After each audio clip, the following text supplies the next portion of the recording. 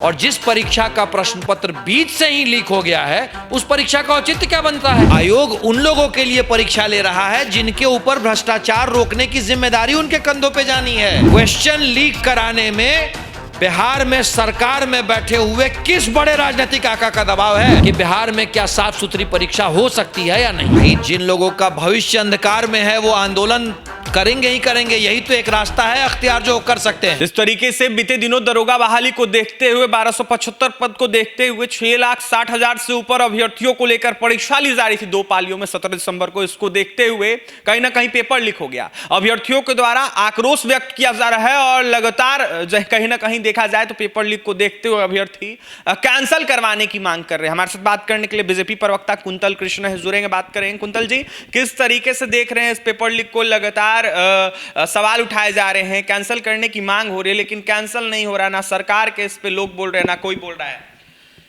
देखिए, जब से महागठबंधन की सरकार बिहार में आई है पिछले साल से, तब से ऐसी कोई एक परीक्षा नहीं हुई है जो फ्री एंड फेयर तरीके से हुई हो। कोई एक भी परीक्षा।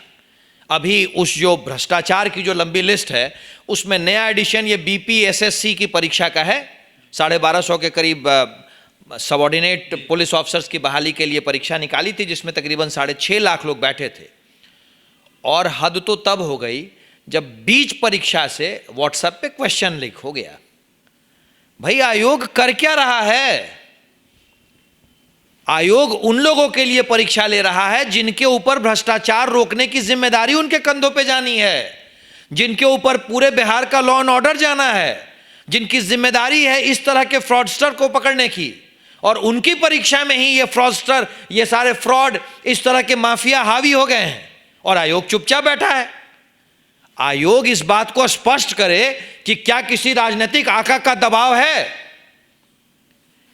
क्वेश्चन लीक कराने में बिहार में सरकार में बैठे हुए किस बड़े राजनीतिक आका का दबाव है? वैसे यह बात तो सत्य है कि बिहार का हर माफिया लालू प्रसाद यादव और राजद से जुड़ा हुआ है, पर इस क्वेश्चन को लीक कराने में किसका दबाव है? और किसी न किसी का दबाव जरूर है, वरना अभी तक कोई कार्रवाई क्यों नहीं हुई? और जिस परीक्षा का प्रश्न पत्र बीच से ही लीक हो गया है, उस परीक्षा का औचित्य क्या बनता है? इस परीक्षा का तो कोई औचित्य ही नहीं है।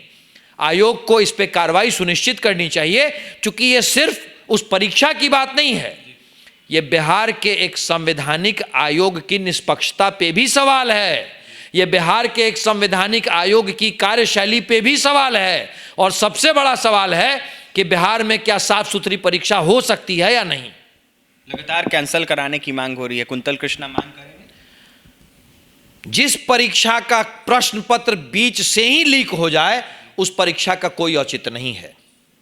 इस तरह की परीक्षाओं को कैंसिल करना ही चाहिए और फिर साफ सुथरी तरीके से, जिसमें परीक्षा सही तरीके से हो सके, वैसी परीक्षा का आयोजन होना चाहिए। अभ्यर्थी आंदोलन करने जा रहे हैं, ऐसे में बीजेपी क्या अभ्यर्थियों के हित में आवाज उठाएगी? भाई, जिन लोगों का भविष्य अंधकार में है वो आंदोलन करेंगे ही करेंगे, यही तो एक रास्ता है अख्तियार जो कर सकते हैं।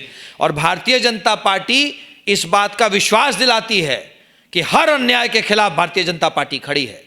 जहां पे गलत होगा, जहां पे अन्याय होगा, जहां पे माफिया आएंगे, हर उस काम के विरोध में भारतीय जनता पार्टी खड़ी है। अच्छा, बड़ी बड़ी मछलियों पर कार्रवाई करने की मांग भी करेंगे?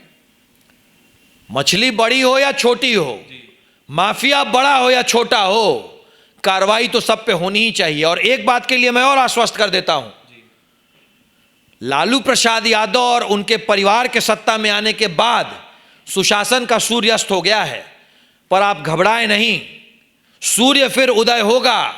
भारतीय जनता पार्टी की सरकार आने के कुछ घंटों के अंदर ही इन सभी माफियाओं को धूल में मिलाने की कार्रवाई शुरू हो जाएगी। देखिए, भारतीय जनता पार्टी की सरकार आएगी तो धूल में मिलाने का काम किया जाएगा सभी माफियाओं को। ऐसे में कुंतल कृष्णा बीजेपी प्रवक्ता थे, जमकर नीतीश सरकार पर, उनके शासन प्रशासन पर निशाना साध रहे थे। यह साफ कहते हुए नजर आ रहे थे कि बिहार में लगातार कहीं ना कहीं ऐसी घटनाएं होती है। ऐसे में सबसे ज्यादा कहीं ना कहीं यह घटना महागठबंधन की सरकार बनने के बाद हुई है। दरोगा बहाली पेपर लीक को लेकर यह साफ कहते हुए नजर आ रहे थे कुंतल कृष्णा कि बीजेपी लगातार कहीं ना कहीं अभ्यर्थियों की आवाज बुलंद करेगा, तो वहीं हमेशा खड़ा रहा है और आगे भी रहेगा। क्या कुछ कहना था कुंतल कृष्ण का, आपने सुना है। और भी तमाम खबरों के लिए NBC 24 के साथ बने रहें। हमारे चैनल को सब्सक्राइब करें। बहुत बहुत धन्यवाद।